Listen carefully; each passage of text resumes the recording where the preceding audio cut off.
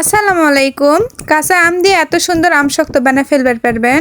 তো আমি ক্যাঙ্কারা এই আম শক্ত বানাছি সেটাই আপনাকে দেখামো। আমি সবার প্রথমে লিয়ে লওয়া লাগবে কিছু কাঁচা আম। আপনারা যদি চান তাহলে পাকা আমও লিবার পারবেন। আর তারপরে আমি সবগুলো আম ছিলা লিচ্ছি এক এক করে। এগুলা আম ছিলা লিয়ে কিন্তু পানিত ভিজাত হওয়া লাগবে 10 মিনিটের জন্য।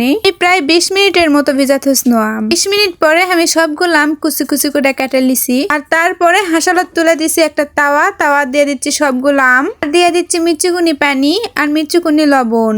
তারপরে ঢাকন লাগা দিচ্ছি, কারণ সবগুলো আম আমি এখন সিদ্ধ করে নিমু। আমার যখন বলক চলে আসবে তখন ঢাকন সরাসরি লেড়া দেওয়া লাগবে, কারণ নিচের আম সিদ্ধ হবে উপরের আম সিদ্ধ হবে না। সেই জন্য কিছুক্ষণ পর পর ঢাকন সরা দেওয়া লাগবে আর লেড়া দেওয়া লাগবে।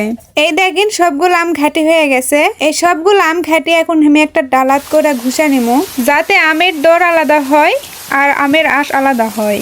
এই দেখেন আম ঘুষে লওয়ার পরে আমের দর এখন হাঁসালোর তাওয়া তুলে দিয়ে দিচ্ছি স্বাদ মতো চিনি। আমগুলা একটু আম্বল লয়, সেই জন্য আমার খুব বেশি চিনি লাগেনি, অল্পই চিনি দিছি। চিনি যখন গলাচ্ছে তখন আমি আমের দরগুলা দিয়ে দিছি, দিয়ে ভালো করে এখন লাটা দিচ্ছি।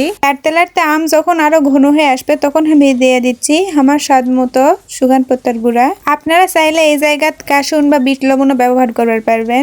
সবার শেষে আমি দিয়ে দিচ্ছি ভেজাল সুগান পত্তা হাত দেয়া ডোলা। আবারও কিছুক্ষণ লাড়া নিমু, আর যখন একদম ঘন হয়ে আসবে তখন আম নেমা নিমু। দিচ্ছি আমি একটা ট্রে, আর ট্রেতে আমি দিয়ে দিছি তেল। এখন সবগুলো আম আমি দিয়ে দিছি, দিয়ে এখন হাত দেয়া ভালো করে বিছা দিমু। এই দেখেন বিছা দেওয়া হয়ে গেছে। আমি এখন এই আমগুলো রোদে শুকামু।